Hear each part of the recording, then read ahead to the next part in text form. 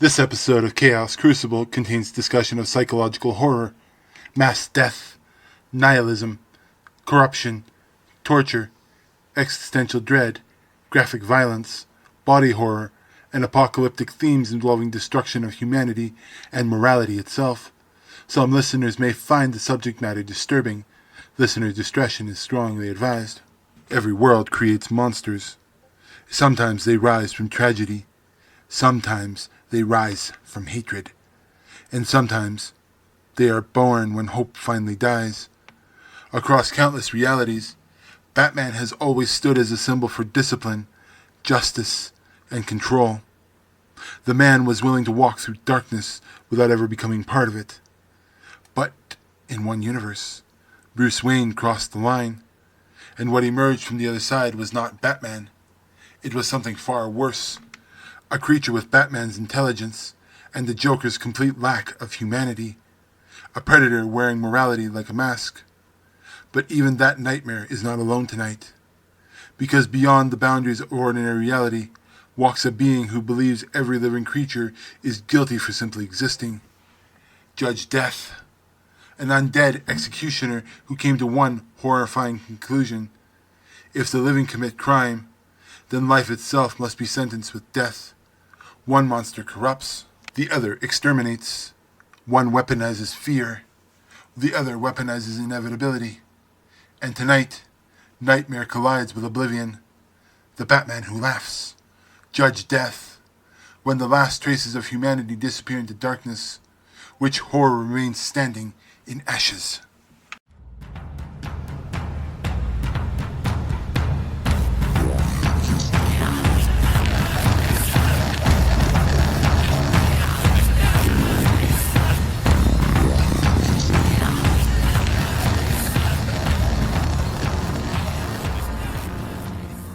Welcome back to Chaos Crucible, where worlds collide, legends fall, and only one side survives the fire.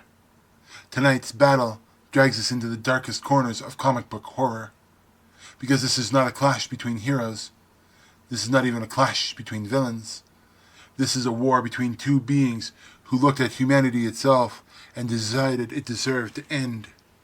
On one side stands the Batman who laughs, a twisted fusion of Batman's intelligence and the Joker's madness. A creature born when Bruce Wayne finally broke one of his sacred rules and lost himself completely. His strategy corrupted into sadism. Fear weaponized into surgical precision. A monster who understands every weakness of the human mind because he was once its greatest protector. And on the opposite side stands Judge Dredd, the undead executioner from another dimension who came to one horrifying conclusion. All crime is committed by the living. Therefore life itself must be sentenced by death. Cold, eternal, absolute. Judge Dredd is not driven by anger or revenge, only certainty. And tonight, corruption faces annihilation, chaos faces judgment, and humanity stands nowhere between. This is Chaos Crucible, the Batman who laughs versus Judge Dredd. Before we can decide who survives this nightmare, we have to understand exactly what these monsters are. Because neither of them fight like a normal villain. Neither of them thinks like a normal human being. One weaponizes fear through manipulation, corruption, and psychological collapse. The other brings death with cold certainty of a final sentence already passed. So before the battle begins, we need to examine the foundations beneath the horror. Who are they? What drives them? And perhaps more importantly, what makes them so terrifying to begin with? Let's start with the monster who turned Gotham's greatest hero into the Dark Multiverse's greatest nightmare, the Batman who laughs. The Batman who laughs was never supposed to exist. Across almost every version of Gotham City, Batman represents control. Bruce Wayne is the man who survives trauma by mastering it. Every gadget, every contingency plan, every sleepless night spent hunting criminals is built around one core principle. No matter how dark the world becomes, Batman refuses to cross the line. But the Joker always understood something dangerous about Bruce. Underneath the discipline, underneath the mission, there was rage. And in the Dark Multiverse, the Joker finally found a way to unleash it. After a brutal confrontation, Bruce Wayne killed the Joker, but it was exactly what the Joker wanted. Upon dying, Joker released a concentrated toxin specifically engineered to infect Bruce. Slowly, painfully, Bruce's mind began to change.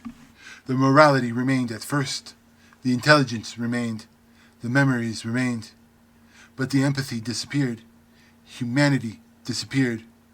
What emerged was something far worse than Batman or the Joker alone. The Batman who laughs became a predator capable of planning on a multiversal scale. He slaughtered allies, manipulated heroes into destroying each other, infected entire worlds, and transformed hope into a weapon against humanity. Unlike the Joker, he does not crave random chaos. Every action has a purpose. Every atrocity serves a larger design. He believes morality is a weakness, and deep down, every person is only one bad day away from becoming exactly like him. He is Batman without restraint, Joker without limits, and perhaps the most terrifying at all, he knows exactly how heroes think because he used to be one. But if the Batman who laughs represents corruption, then Judge Death represents extinction. Judge Death originated from an alternate dimension where the authoritarian rule of the judges became absolute. In his reality, law evolved into something monstrous, and eventually, Judge Death reached a horrifying philosophical conclusion. Since all crime is committed by the living, the only way to end crime permanently is to eliminate life itself. Simple, absolute, insane. Judge Death murdered his entire world, not out of hatred, not out of revenge, but because he genuinely believed he was bringing justice. Unlike ordinary killers, Judge Death transcended physical death long ago. His body is little more than skeletal structure, animated by supernatural force. He can possess others, survive destruction, and return again and again, no matter how many times he is defeated. Entire cities have fallen beneath his judgment. Entire dimensions have been threatened by his crusade against existence itself. And where the Batman who laughs operates with manipulation and deception, Judge Death operates with inevitability. There is no temptation, no negotiation, no corruption, only sentence. Together these two represent different forms of the apocalypse. One destroys humanity by proving morality is meaningless. The other destroys humanity by deciding life itself is guilty. And somehow, this battle only gets worse from here. Origins are important, but origins do not win battles. What matters now is capability, because once the manipulation begins and the bodies start falling, ideology means nothing if you cannot survive the war you created. And this is where tonight's matchup becomes truly terrifying, because both of these entities are far beyond ordinary human limits. One is a mastermind capable of weaponizing entire universes through preparation and psychological warfare. The other is a supernatural executioner that treats death itself like a revolving door. So now we ask that question that decides whether fear becomes survival or extinction. The Batman who laughs is terrifying because physically, he is still fundamentally Batman. And that alone would already make him one of the deadliest humans in comics. Bruce Wayne's intellect borders on superhuman. He has mastered dozens of forms of combat, developed contingency plans for nearly every major hero in the DC universe, and routinely defeats enemies far stronger than himself through preparation, strategy, and psychological manipulation. Even before his transformation, Batman was considered one of the most dangerous minds on Earth. But the Joker toxin changed that equation entirely. The Batman who laughs no longer limits himself with morality, restraint, or guilt. Every fear Bruce once suppressed became fuel. He fights unpredictability, often behaving like a horror villain rather than a traditional tactician. 1 second he is calm, calculating. The next, he is laughing while tearing apart entire rooms of enemies. And unlike the Joker, he possesses patience, and that combination is catastrophic. He uses specialized weaponry, infected robins engineered into feral killers, psychological traps, toxins, manipulation campaigns, and layered contingency plans designed to break opponents mentally long before the physical confrontation ever begins. In many stories, the Batman who laughs wins battles before they ever start because he understands exactly how fear spreads through people. Information his greatest weapon. If given time to prepare, he infects systems from the inside out. Heroes begin doubting each other. Allies become liabilities. Entire populations span into paranoia and chaos. He weaponizes trust itself. And when pushed far enough, the threat escalates even beyond that. At this peak, especially during the Dark Knight's death metal era, the Batman who laughs evolved into something far beyond mortal Batman. By stealing the powers of Dr. Manhattan, he became the Darkest Knight, a near godlike being capable of reshaping reality itself on a multiversal scale. And that version borders on cosmic horror. But even without those powers, the core Batman who laughs remained devastating because his greatest strength is not raw force, it is corruption. Judge Death, however, approaches combat from an entirely different direction. He does not rely on strategy in the same way. He relies on inevitability. Judge Death possesses supernatural abilities that make conventional combat almost meaningless. He can survive catastrophic damage, regenerate through possession, and continue functioning even after destruction that would instantly kill any living opponent. Guns, blades, explosions, and brute force rarely matter for long because Judge Death exists more like a spiritual entity than a biological one. And psychologically, he is horrifying. His very presence creates fear and despair. Victims often freeze the moment they encounter him because Judge Death radiates absolute certainty. He never doubts himself. He never hesitates. He never questions the morality of what he is doing. That unwavering conviction turns him into something deeply unnatural. He can possess living hosts, allowing him to return repeatedly even after apparent defeat. Entire prisons, cities, and worlds have collapsed because Judge Death only needs one opening to spread chaos from within. And once fear begins, he feeds on it like a plague. And unlike the Batman who laughs, Judge Death does not care about winning elegantly. There is no performance, no theatrics, no desire to prove intellectual superiority, only extermination. The battlefield itself changes around these two. With the Batman who laughs, reality becomes paranoia. Nobody trusts anyone. Every shadow feels dangerous. Every ally might already be compromised. And with Judge Death, the battlefield becomes a graveyard.